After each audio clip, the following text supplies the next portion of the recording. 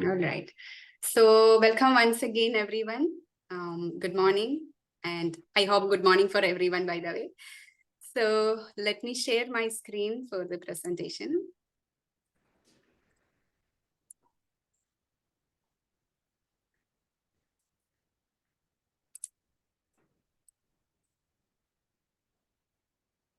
Let me know if you guys are able to see my screen. Okay, great. So as you are aware, today's topic is Evoke Awareness.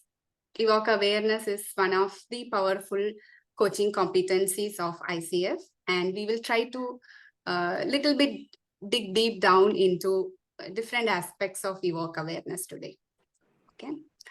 So what comes to your mind when you listen the word Evoke Awareness? Let's make this an interactive session. Please feel free to talk, unmute and talk anytime you would like to. So I would like to hear what comes to your mind when you hear the word Evoke Awareness.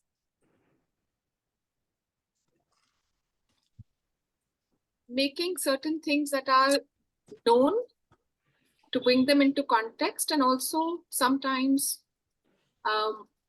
unraveling a bit of the unknown. Yes, great. Any other shares? I think as a facilitator and a coach, the visual that comes to my mind is that the other party, whosoever it is, there's some expression of a pleasant surprise that I see on that person's face is how I think of evoking awareness. Yeah. Okay, great. Anyone else want to share? Sometimes I find that there are things which are right under someone's nose, but they're not able to see it. So evoking awareness to me is like that metaphor where you're able to make them see something which is right there, but they haven't noticed. Okay. Right. Got it. So anyone else want to share? All right. Thank you. Thank you for all the shares. So whatever each person said is an element in the Evoke Awareness. So basically what we do as a coach in the Evoke Awareness is the client self-discovery. Like every competency of ICF is focusing on the client, right? So the Evoke Awareness is also about the client, but it is their self-discovery. Just now, like Priya said, and Geet also mentioned, right? It is there something they know or maybe they don't know that is right under their nose. Maybe it can be a blind spot for them, or it can be something they forgot, or something, it can be any reason. But in Evoke Awareness, the client is discovering themselves. And that is the purpose of our coaching programs also, right? A coaching session is to make themselves understand more about them. So it's the same for every person. If somebody comes with a problem, the solution for that, it lies in them itself. Be it us or be it anyone who comes in front of us for a coaching session. So we are trying to enrich their understanding of themselves and their circumstances. So when they are able to understand more about themselves or more about the circumstance they are in, that is what we do in an Evoke Awareness, and that helps them to find the solutions, move ahead from that stuck phase, whatever they came to discuss for. And uncovering their own insights and solutions. So this word their own insights is very important here, because whatever we are talking, everything is about the client. And when somebody comes for a coaching session, it is not that the coach has to give their opinion to them, or the client has to follow what the coach is saying. It's not not the intent of a coaching session, right? So they have to find their own insights and their own solutions. That is where what I said, like everybody has their own answers in them. So we are actually helping them to find that solutions from within themselves. And that self-discovery is what we do in Evoke Awareness. And what happens if we are able to do that evoke awareness? It unlocks their full potential. It's just that their potential is locked somewhere and we are helping to unlock that. So that is what in general evoke awareness is. It's all about the client and understanding themselves, going deep within themselves. Maybe we say as icebergs, right? Human beings are icebergs. So even for the person, if I take myself, I'm an iceberg. There are so many areas that I don't know about myself or I haven't discovered about myself. So the person who is in front of us as a client is also the same. It is there within them, but they are not maybe able to go behind or understand. So that is what we do in evoke awareness. So I will like to summarize or show it in a pictorial representation that evoke awareness is actually a powerful self-reflective mirror. When they are looking into that, or when they are able to look into themselves, they uncover so many things about themselves. So as a coach, we are just holding that mirror. Okay, so evoke awareness is that powerful self-reflective mirror, and based on the ICF definition, this is the Competency 7, and the ICF definition, it is facilitating the client insights and learnings by using tools and techniques. Like as we are not able to go deep down, or the client is not able to go or see the mirror clearly themselves, as a coach, we are helping them to have a clear vision of themselves. So we are holding that mirror, and this evoke awareness is such a powerful tool that helps them to see themselves very clearly. Now, moving ahead to how this evoke awareness helps the client. Okay. It heightens their self-awareness. So like Anand said, when their self-awareness comes, that is when that aha moment comes. And that is when they're, that happy face, somebody who's very pleasant and very happy in the coaching session, that comes when they are able to move into their own higher self. So it prompts the client to explore their thoughts, feelings, and motivation. So the thought process, everything in the human beings are based on the thoughts and feelings. So human beings are emotional beings. Many times, if the client is not able to find a solution, or even in the coaching conversations, if you see, if there is a resistance in the client, or as a coach, if we feel uncomfortable in a coaching conversation, it can be one of the main reason is like we are still on the surface level of the conversation. It's still on the cognitive level. We're not going down into the emotional levels of the client. When they are also able to go deep down, understand their own feelings, that is when the awareness start to come up. How it is affecting there at the emotional level.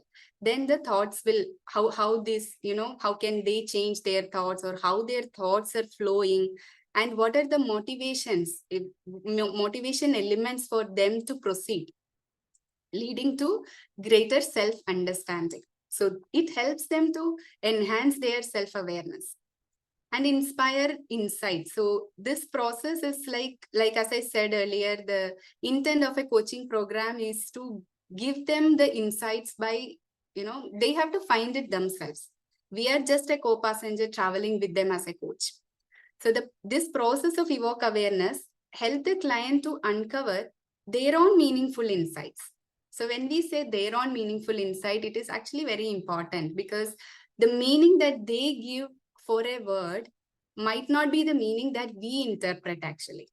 So recently I had a coaching conversation, and in that the client was talking about like they want to know the person in detail. Then only they're able to do the conversation well. So they mentioned many times, they mentioned about knowing the person. So knowing the person has a different meaning for me as a coach. And when I asked the client, what does it mean by knowing the person? It has a totally different concept. They did not mean knowing the background of the person or the name of the person. No, not even their education. They had a different set of definition for that knowing the person. So it is like that for every person. We feel like, okay, I also know the context, but it might not be. So we should uncover their meaning, and that helps them to understand more about themselves. And that will be the transformative moment for them. And facilitating the change is like by tapping into their inner wisdom. So like in one of the conversations I was talking, and the client was suddenly they got that aha moment, and they were like, oh, I got the answer. I was like, what they got? I do not understand anything, but they connected with their inner wisdom and they got the answers. So it is like, as a coach, we don't need to know what is that they, their thought process or how they got that, how process nothing. Actually, we don't need to know. Our questions are helping them to travel into their own inner wisdom and finding that answers. So we are helping them for that facilitating for that change. And the clients will be better positioned to make positive changes in their life if they find it themselves, if they are able to connect to their inner wisdom. Otherwise, if we suggest something, then maybe at that moment it might be helpful. But after the session, once they go into the real scenarios again, it will lose the track. They will lose the motivation. But if they are connected to their inner wisdom, they will find solutions again. They will not be dependent on the coach actually. So another intent of the coaching sessions is like not to make a person dependent on the coach. Our intent is to make them independent. Bring that awareness in them. All right, so moving to importance of Evoke awareness for coaches. We spoke so far about the client, how it is helping them and what it means to them. Now coming to a coach or a coaching program, coaching session, how this Evoke awareness is important is, as I said earlier, we know that a coaching process is a client-centered approach. Everything is about the client. We are helping them to solve their own problems, and the client is the focus. That is why it says we don't have to be suggestive in a coaching session, right? So Evoke awareness is completely aligned with this coaching mindset of empowering the client to find their own solutions. And when that happens, when a client is able to find their own answers in a coaching session, it actually builds a great trust in that, the coach-client relationship. So it is kind of a transformative conversation for the client. And there is high chance that they will come back to the coach because they feel that connection with the coach. And another importance of in the coaching session is enhance the effectiveness of the program. Like by evoking the awareness, the coach is actually guiding the client for meaningful and lasting change. Like the one that I said just before, the meaning for them is what they can connect to their inner wisdom. So when the coach is helping them to connect to that and, connecting the dots for them, helping to connect the dots for them, it becomes more meaningful and the results will be long lasting for the client. So that is how it helps in the coaching conversations. So we will move on to the techniques of evoke awareness in the clients. So before that, I would like to pause and would like to hear if there are any comments anyone want to share or any questions or anything.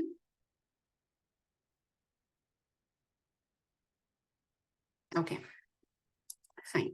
So I will move into the techniques. Before that, anyone would like to share from your coaching experiences, what can be the techniques that we can use to evoke awareness? Remya, quick thought and question, maybe. Yes. In a conversation, whose responsibility does it become to evoke the awareness? And I'll and basis your response, I'll have a follow-on question there. Okay. Okay. So it's a wonderful question. Anyone else want to comment on that?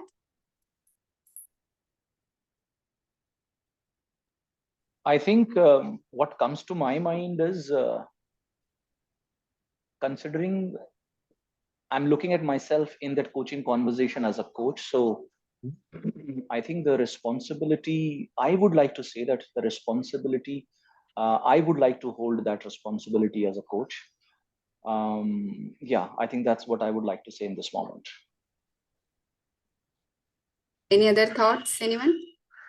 I agree with what Anand just mentioned, that so when we look at it like a partnership, there is a responsibility that we also are shouldering, and it does come from the point of view of creating an environment where the client can think, where the client can generate options, when the client can sort of find solutions. So the responsibility, I would say, is joint. It's not entirely the coach's only, but the coach has to be the catalyst to a large degree, and the client most certainly should sort of go, try be ready to deep dive. But that's an expectation that I am bringing as a coach. But I think I have to create that environment of partnership. Okay. Okay. Any other thoughts? So I'll share my thought process. What you said is to an extent I agree to that, but on the other side I won't agree to that, because responsibility, when we say responsibility again, that word can be interpreted wrongly also. When we say responsibility, I take the responsibility to solve the client's problem, then it becomes my agenda. It's not the client's agenda. So I would like to take out that word of responsibility. And it is like, I think like Geet and Anand mentioned, it's a partnership, right? We are walking together. If two people are walking together, whose responsibility it is to make the next step? The element of responsibility need not be there. We are just flowing in the conversation. Like when the client, and I like what Geet said, it is like, it's a responsibility of the coach to make that environment. They should be in such an environment that they are able to deep dive, and it is the coach's responsibility to ask questions that can evoke the awareness. But is it a coach's responsibility to evoke awareness in the client? I would like to ask it to you guys. You guys are also coaches, right? So what do you think? These are two different things, right? The coach is responsible to set up that environment to evoke awareness. But is a coach really responsible to evoke awareness?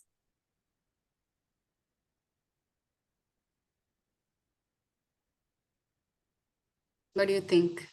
Sandeep, any thoughts from your side? Yeah, so my thoughts, Remya, here is that the moment the perspective or angle of responsibility comes in, then the coach gets invested, and that's essentially what a coach shouldn't. Yes. So, and creating that environment, I mean, somewhere I'm coming from the thought process that a coach is or has to be present there for the client. Creating that environment also in a way means that there's a responsibility, right? Creating environment is also a responsibility. So, and that's where in my mind, I was thinking that it's just your presence. I mean, but Right. I mean, someone can argue that presence is also a responsibility, that you create a presence, right? So I would like to ask you, what does responsibility means to you? I think we just spoke about, right? So everybody in their mind, responsibility can have different perspectives, I guess. See, I think the thought that following with what Sandeep just said is that now the competency is there, right? Which is evoking awareness. And as a coach, when I'm being looked at, or if I can use the word being judged in terms of whether I was really able to live that competency or not. So I do think that and I'm not denying that, of course, I need to create that space and that environment. I need to be present. And I think the responsibility remains with the coach as well. Otherwise, there would not be the competency there, isn't it? If I may just quickly come in, Remya. Yeah, sure. So I think what we're trying to say, Remya, here is that there is a difference between me taking responsibility of the client's goal and him finding a solution. Vis-a-vis what when I shared or what I just heard from Anand is, I am taking the responsibility to create an environment to enable the coachee or the client to think, and that ends there. But in that process, I cannot deny that I am assuming the responsibility. The word responsibility does come in because I have to hold the environment. I have to ensure my presence, my questions are enabling the client. If it doesn't enable, for whatever reasons, then that becomes the outcome of dependent on what the client wants. But I cannot shy away from my responsibility, which is to be present, to ensure that I am also partnering with the client. Yeah. That's my take. Right. So holding that space is the responsibility. So when you say, Anand, I think you also meant that the coach has a responsibility. It is not to solve the goal of the client, but help them solving. That is the responsibility to hold that space. Is that right? Okay. Fine. So Sandeep, what are your thoughts now? Yeah, definitely aligned on this. You still have a question?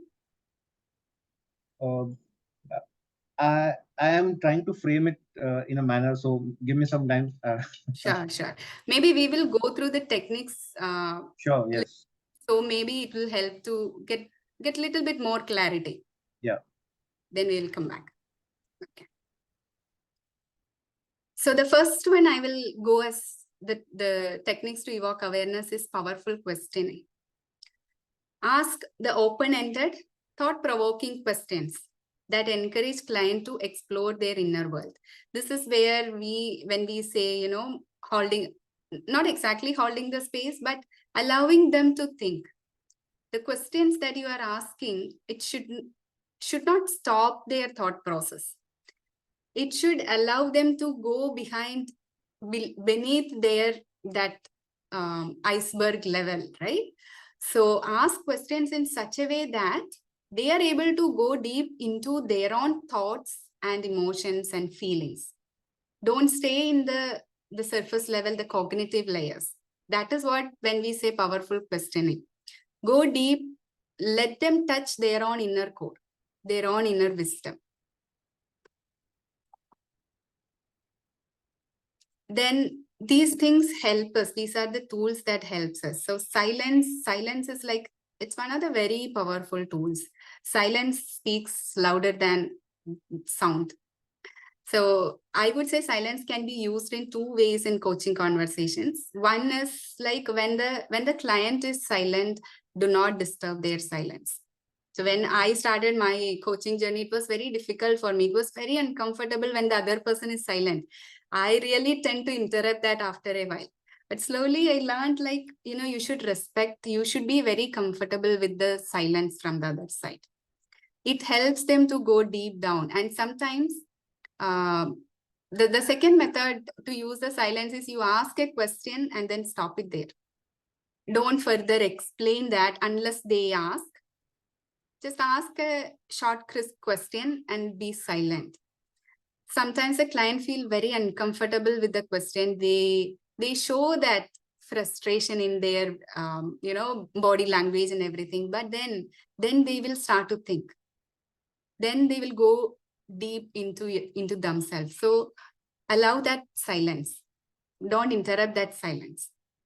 So the silence and pauses are very powerful. You can, explore it in different ways in the coaching conversations. That will really help a lot. They will start to explore themselves. And, it is actually sometimes very interesting to see how they navigate their thought process also. You don't need to speak as a coach.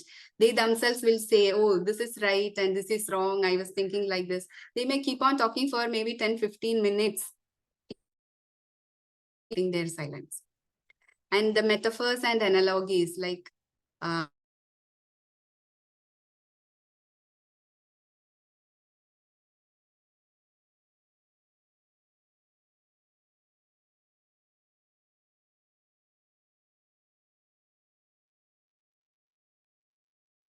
Sorry, I just got dropped off. You can hear me now, right? Yes, of course. Welcome back. Okay, fine. Are you still seeing the screen? Oh, I need Akansha to. And say, let me connect with Akansha. I'm not the host now, so I'm I not think able. Sandeep, we just got the message. I think Sandeep is the host now. Sandeep, can you share the host permissions to me? How do I do that? Are you are you able to see are you a host? Yeah, I got that message on my screen. I think you click on my tile here and there are 3 dots, right? Just see if Yeah, there is an option make to host. Yeah, okay. make us a host. Okay. Okay. So,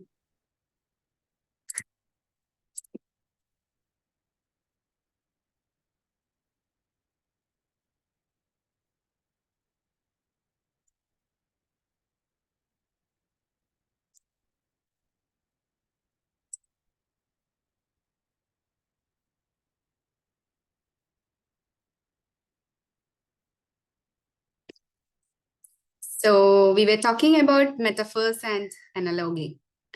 So when we say metaphors, actually it's easy for the client or the other person to correlate, because the human mind always love to relate things. That's why we like to compare. Everybody like to compare, and we always compare in the wrong ways. We always like to compare oranges and apples. That's how we are. We need that consciousness to come back and tell ourselves that, no, I don't need to compare orange and apple. Both are unique things. When we compare, that's what we always like, when we are feeling down, what is that I am telling myself? I'm not telling I did not grow from who I was last month or last year. I always say with the other person grown this much, but I did not reach that level.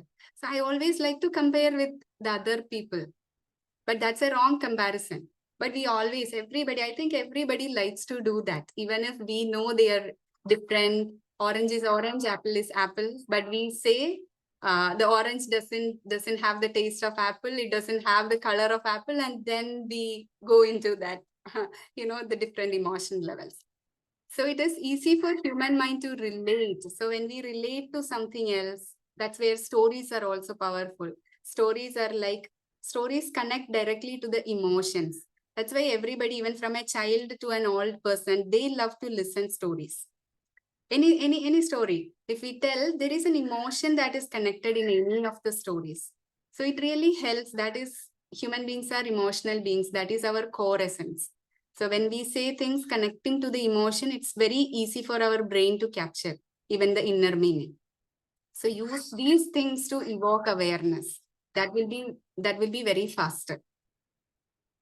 And another thing is the reflective feedback.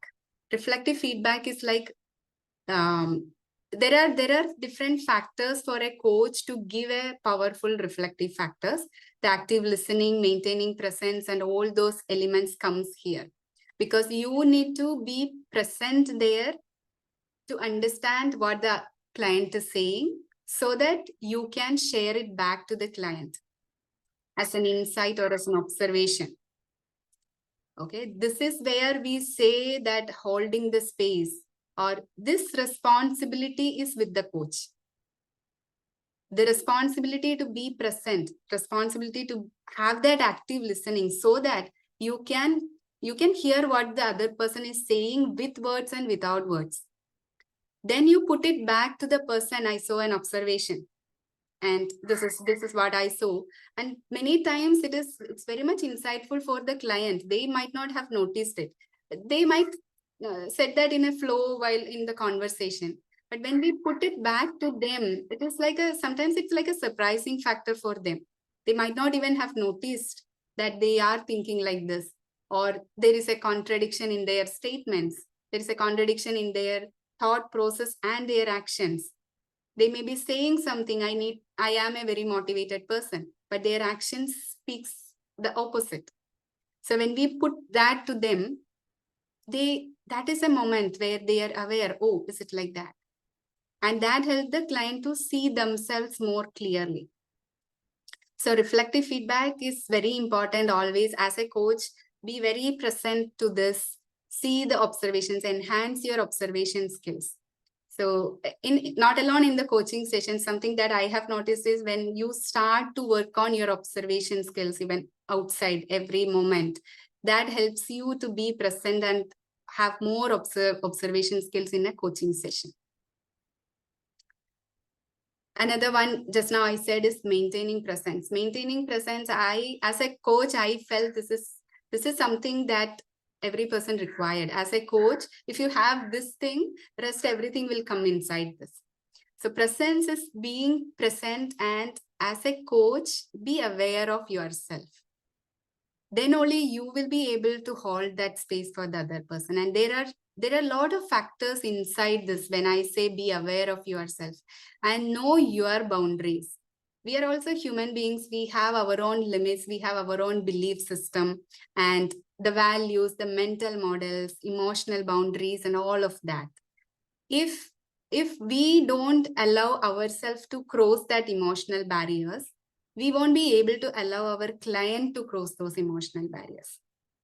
What I meant is like, you don't need, as a coach, you don't need to go through all those emotions to understand the client.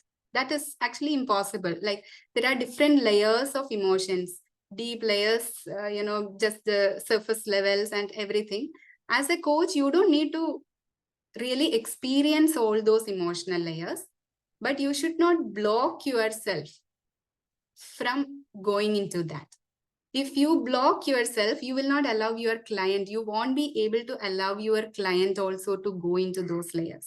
So what we can do is like, be aware when, if you know that you have some emotional barriers, you exactly don't know in which layers, maybe in the anger layers or in the, to know yourself in the sadness or any of the emotions, you still need to explore, but you have some kind of a hesitation to explore yourself. It's okay if you are not exploring, but let that not stop the client from exploring. When the client want to go into that, hold that space. Allow them to explore. Ask them what is happening. Ask emotion-related questions to them. That's why be open and flow with the conversation. You should be open to ask an open-ended question. You should have that open mind and you flow with the conversation.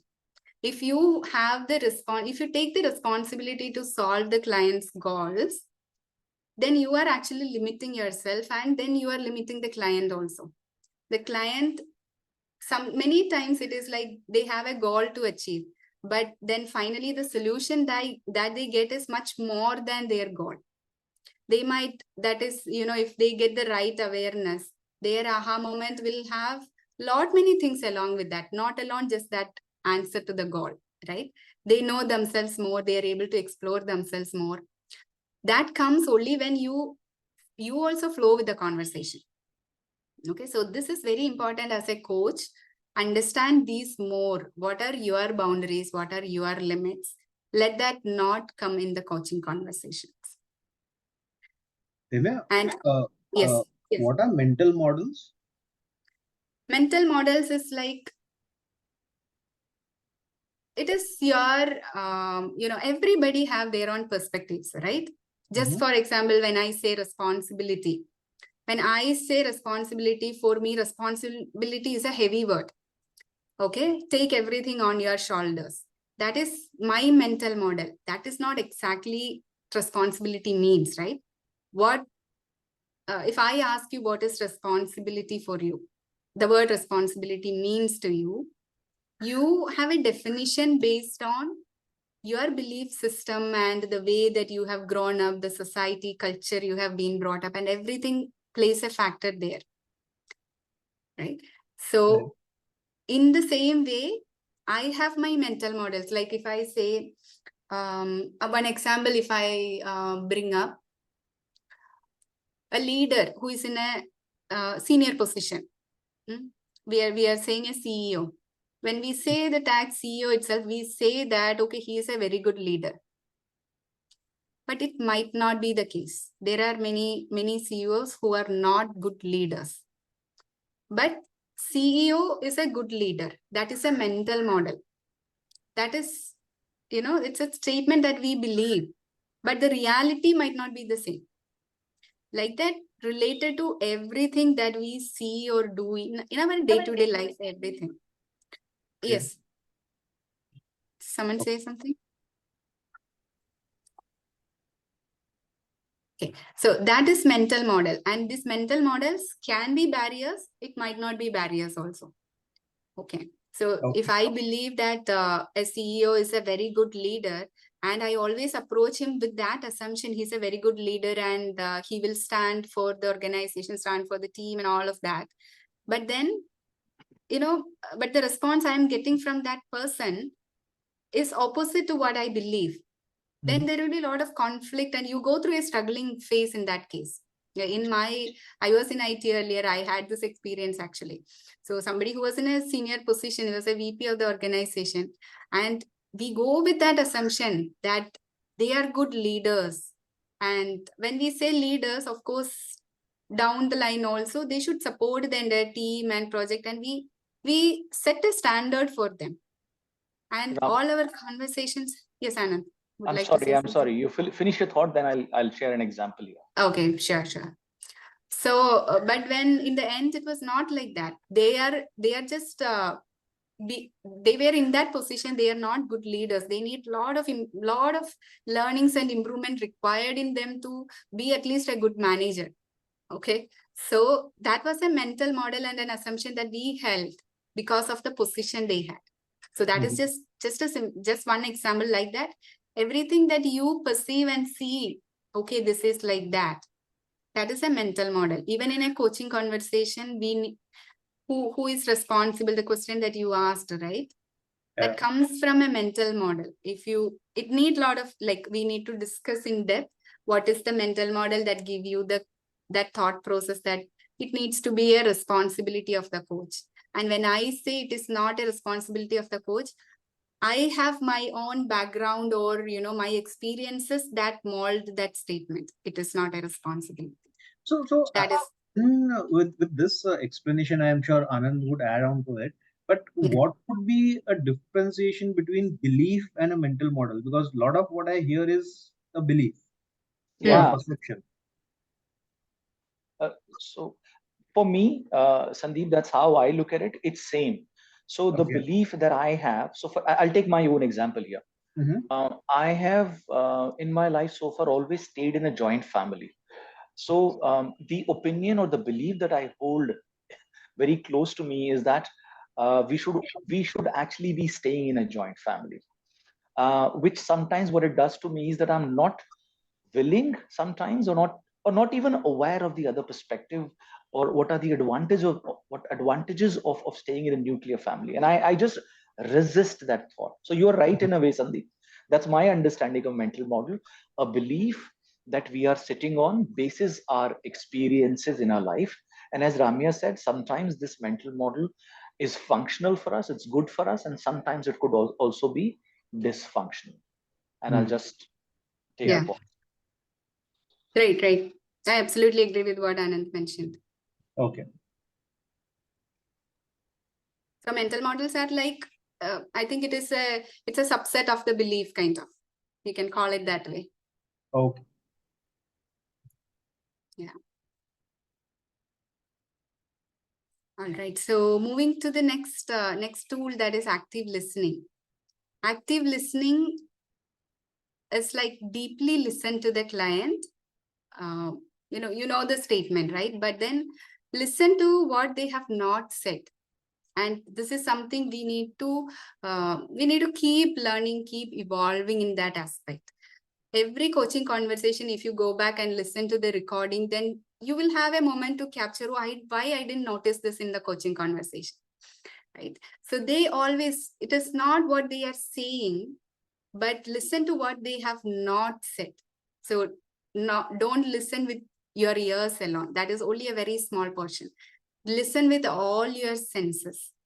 So active listening is like, listen what they have not said. Their, even their energy changes, their body language changes. So be very active in this maintaining presence, observation skills, and everything will come into this active listening. All are like together.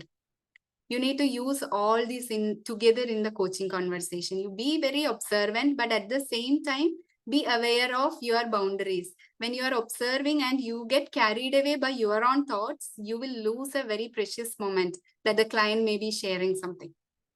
So he might have a transition of an energy. When I was doing recently one conversation, the client was very happily or like was explaining something, and suddenly just for 10 seconds, they became very serious when they mentioned something on the statement. Then they went back to the previous energy level itself. So if we are carried away by our own thoughts and all these factors, we are not present, we will miss that moment. So I asked them, I just observed there was something happened there. What happened? So capture that and put it back to the client. That's the only thing we need to do. When we say evoke awareness also, that is the responsibility that we hold. You hold the responsibility to be present. Capture that. But you don't have the responsibility to solve it for the client. The client has to solve it. Challenge the client. Okay. We as coaches, we need to show the courage to challenge the client. This, why I wrote courage is like not everyone can take the client to an uncomfortable space. Challenge is like it's always comes with an uncomfortable feeling. Even for us, a challenge means it has some kind of an uncomfortableness, and we should be fine with that. And we should allow the client also to go through that phase. In this stage, be aware of your own biases, because it happens like if you really like the client, after a couple of conversations, you are fine with the client, you don't hate the client, you like the client, then you may feel that discomfort to, okay, do I need to ask this? Because you know that when you ask or when you challenge the client, they will go through that uncomfortable situation, and you don't want to put them in an uncomfortable situation. So be very conscious about your biases there. Don't allow these bias to come. Then you are blocking the path of the client. You are coming yourself in the path of the client's awareness. So that is something we need to, as coaches, we should be very much aware of. These are minute things. We also might not observe these kind of things, but keeping that in mind in a coaching conversation, that helps us. It comes to our mind, okay, am I being biased here? Am I not challenging the client? And in this space, something that helps is, I would put intuitions, okay? And be genuinely curious. Instead of holding the responsibility, I will replace the word responsibility with these words. Be curious. Don't be responsible, just be curious. Be curious like a child. Just be curious like a child. Then that maybe like my mental model of responsibility is a heavy word, like I said. So that is why I am not able to accept that, evoke awareness is a coach's responsibility. But if for you, even Sandeep, if for you, your definition of responsibility is a little bit different, that is okay. That is fine. You can take that as a, that's why I said every word has a different meaning for every person. But you just need to be genuinely curious in the conversation. Don't assume things. Like I mentioned earlier, knowing a person, I assume, okay, knowing a person means these are the things. When I want to know a person, okay, know their name, know their place, know their background, where they are working. These are knowing a person. But for the other person, that is not the meaning of knowing the person. So as a coach, don't assume the meaning of words for the client. Just ask them, I heard this word, what does it mean? Right? And build your intuition.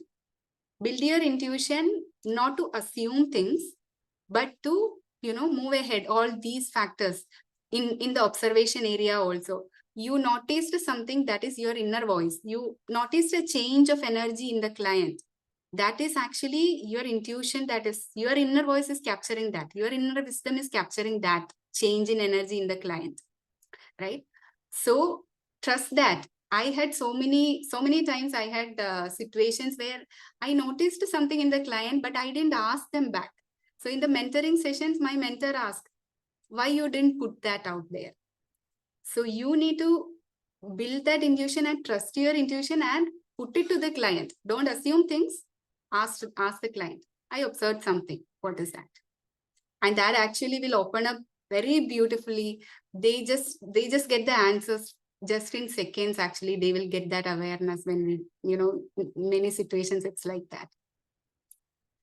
So I will take a pause here. These are the techniques to evoke awareness. Anyone has any questions or anything you would like to share from your coaching experiences related to any of these? How your clients were able to, get that awareness? Any situations you would like to share?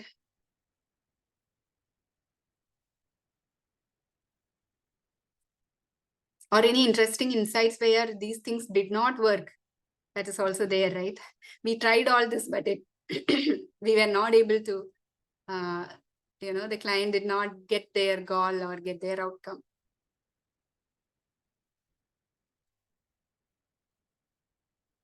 Thoughts from anyone?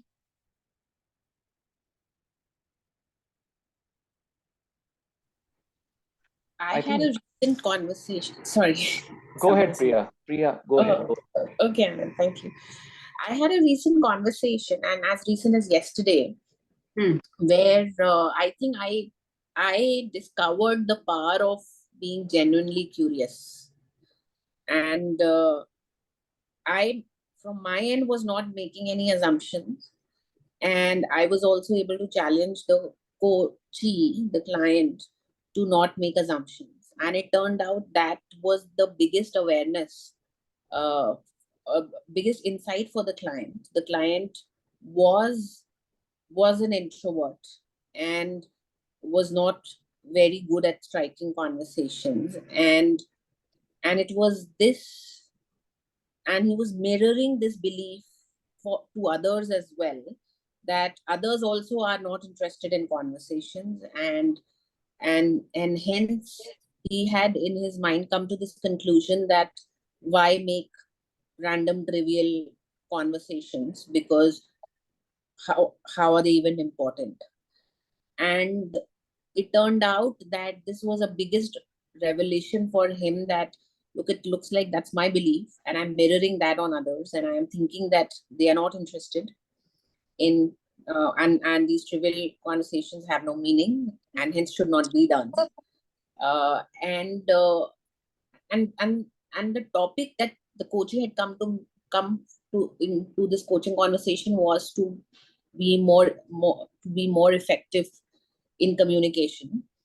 And it and I think just this awareness, so it didn't get into, okay, the skill side of becoming better at communication skills. The conversation didn't go there, but the conversation with this insight about beliefs and assumptions, etc., was quite I would say thought-provoking for the coachee.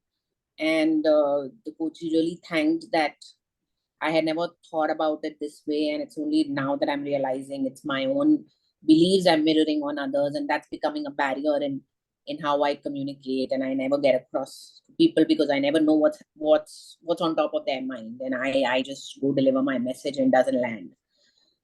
So I have seen the power of this, and usually, and because I am an HR professional, I in my organizational setup, I usually, when it comes to, okay, someone coming to me with an issue with a skill set, I usually have a lot of advice to give in terms of, okay, these are the courses that you can take, and this is how you break up communication skills, and that can be how to craft a message, how to deliver message, and all of those things. But I refrained from doing all of that, taking this into a skill level conversation, but keeping it just being genuinely curious about the why it's happening. And it was just so powerful. I saw it on the coach's face, and the coach had, also admitted multiple times, and I felt that I experienced the power of being genuinely curious. This was my barrier as well. I would always bring my judgment and I would want to solve the coaching's problem, and hence ended up a lot of times giving or directing towards a certain solution. But refraining myself from doing it, being genuinely curious, was just so powerful. I had my eureka moment yesterday in that conversation. That's wonderful. That's a wonderful scenario. Great. Thanks for sharing that, Priya. Great. And I just want to add that is a mental model. We can call that as a mental model the person had. Like, as an introvert, not as an introvert, every person doesn't like to, initiate conversations or small thoughts. That was the blocker for that person. That was the mental model he was carrying. Yeah.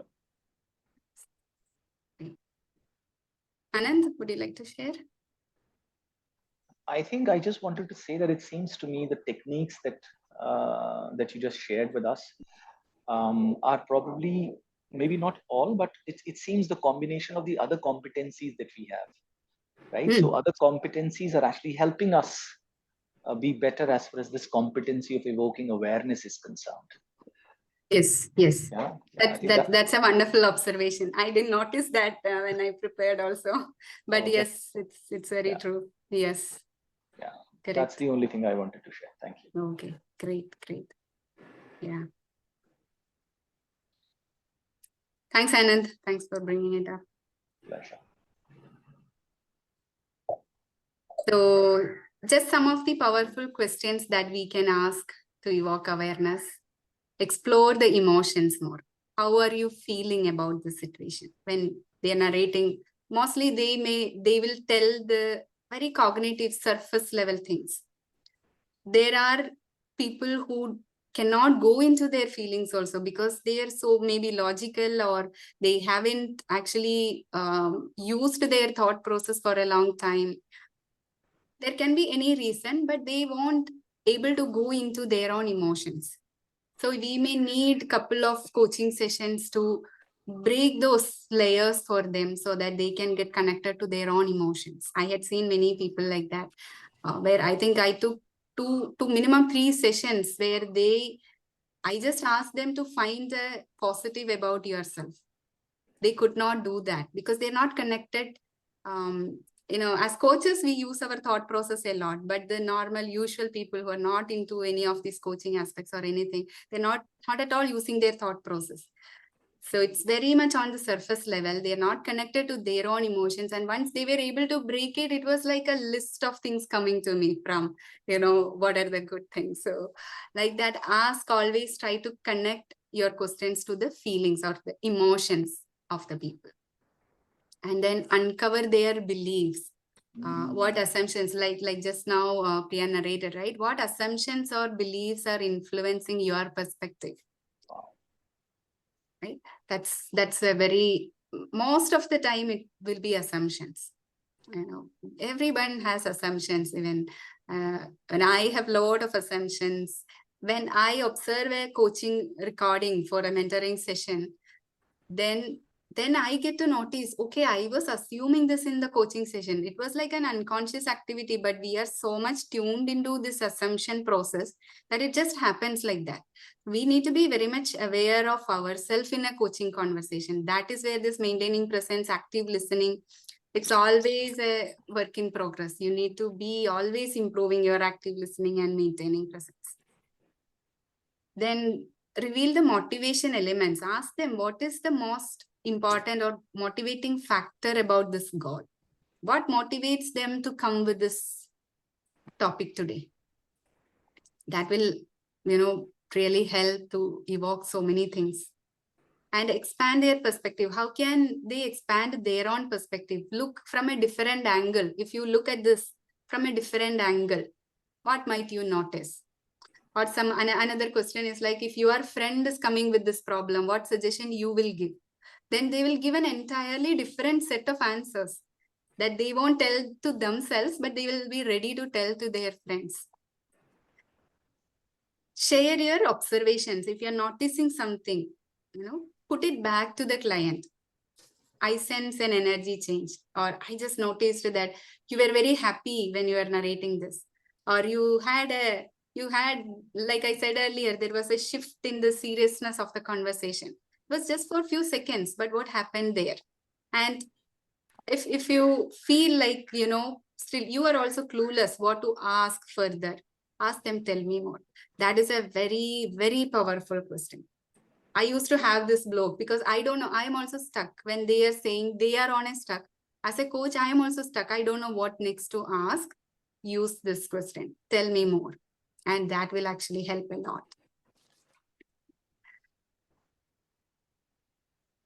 For listening, for the evoke awareness opportunity, some of the things that you can listen from the client side is the tone and the inflections. Pay attention to changes in their voice. That may be, excuse me, that may be indicating an inner shift. And body language, the non-verbal cues, their postures, gestures, their eye movements actually, they're all giving us a clue that something is happening inside. So capture that and put it back to the client. That is our job. An emotional expression, not when the client is exhibiting a strong emotion. So something is happening within them, and ask them what is happening. Connect it to that emotion. And that will help many times in evoking the awareness. And some of the measuring factors for evoke awareness is like, the aha moments that you guys were mentioning. The client experience meaningful insights and breakthroughs. They are telling, okay, I got answers. Like Anand was saying, right? The pleasant moment. So that's a measure that their awareness have evolved. And the behavioral shift, the client is demonstrating new behaviors and ways of thinking. So we can understand from the way that they are talking, there was a shift in the way of their thought process. And tangible progress is like they will be more closer towards their goal, make a measurable progress towards their goal. And this is client feedback. The client express their, you ask the client for their feedback, and from what they are telling, we can actually understand if they got their awareness or not. So I will wind up with the ICF competency definition. This is given in the ICF competency document related to evoke awareness. So I think it will be more understandable now. I'll just go through it. This definition we have seen earlier. So evoke awareness considers client experiences when deciding what might be most useful. Challenge the client as a way to evoke awareness or their insight. And ask questions about the client, like their way of thinking, their values, needs, wants, and beliefs. That is where the powerful questioning comes, focus around these areas. And ask questions that help the client explore beyond their current thinking. Invite them to share more about their experience in the moment. Not only about the future moment. Ask them how they are feeling at the moment. That is also a great evoking awareness process. Notices what is working to enhance the client progress and adjust your coaching approach accordingly in response to the client needs. Help the client identify the factors that influence current and future pattern of behavior, thinking, or the emotions. So when the client is able to find answers themselves, connect to their own inner wisdom, it will be visible here in their current and the future pattern of behavior. And invite the client to generate ideas. How can they move forward? And what they are willing or able to do. That is where I think when we ask them what can come on your path when you're going ahead. So these areas will get covered in that. And support the client in reframing their perspectives. Share the observations, insights, and feelings without an attachment that have the potential to create new learnings for the client. When we get attached, our biases and our barriers will block their path. So be very conscious on doing it without our involvement, like without we blocking their path, allow them to explore. So that is pretty much about this competency. I would stop the share here.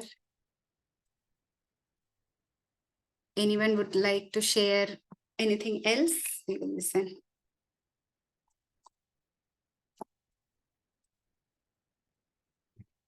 I hope the conversations helped somewhere to evoke your awareness.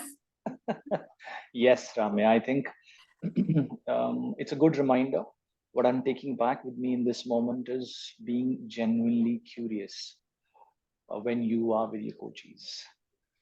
And it seems to me that for me, it's always a work in progress when it comes to being curious when I'm with people. So thank you for that reminder, Ramya. Great, great. Thank you. Anyone else would like to share? Thank you, Remya. I think most certainly what you shared is very enriching, but the kind of conversation that you enabled was, I think, very, very value adding for me personally. So, Mhm. so much for holding the space and allowing the learning to happen. Great. Thank you. Right. Any other thoughts? Sandeep, how about your question? Like, are we good with that, or you still have that question? No. So the thought that I was having, Remya, was how would you know that you have created the environment? Okay. Now, and why this question, where it comes from, is that you followed these steps, these techniques. Okay. But for one client, he or she was able to identify their blocks. Okay. There was a aha moment. But and you followed this similar techniques, but the other client did not. So how Yeah. do you know whether you have created the environment? Ask them. Just ask them. Put it back to them. Like I said, every person is different. Their circumstance, their thought process, beliefs, and everything is different, right? So one solution might not work for the other person.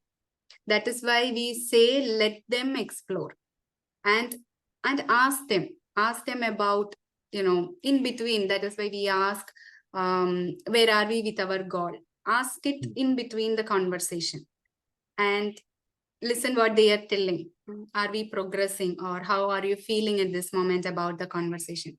So that will give us also insights about, do we need to approach it in a different way? Are they getting it or not? Sometimes they will not. In that cases, you can actually leverage the tools that we have. There are different tools, right? Like maybe to find the strength or weakness, just as an example. Like that, there will be different tools. Maybe some people need that. Just a conversation might not enable their awareness. So in that aspects, give them those tools, let them work on that, come back and have those conversations. Okay. So it depends on the client, their thought process and all that.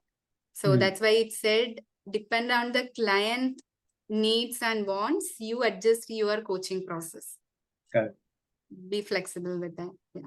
So always it's good to ask the client what is happening. So sometimes it's like I said earlier, I did not felt the aha moment. I didn't really felt what the client got answer. But for the client, they got the answer and they were very happy. They said, oh my God, I got the answer. So I wanted to ask what answer you got, because that also I did not able to understand, but they got that. So it's about, everything is about them. We don't need to know that also what is the answer they got. If they got, that agenda is met. Yeah. I hope I answered your question. Yeah, sure. I mean, definitely. I mean, I had to put my own right. think towards it, but yeah, a good start. And it's exploration. You try in each conversation and then listen back to our recording so that we will also know where we need to enhance as a coach. Yeah. That will really help. Yeah. Thank you so much. Great. Okay. All right, then I think we are good. Any other thoughts from anyone? I think others dropped. Okay. So thanks for your time. Let's end the conversation. Thank you. Thank you. Ramya.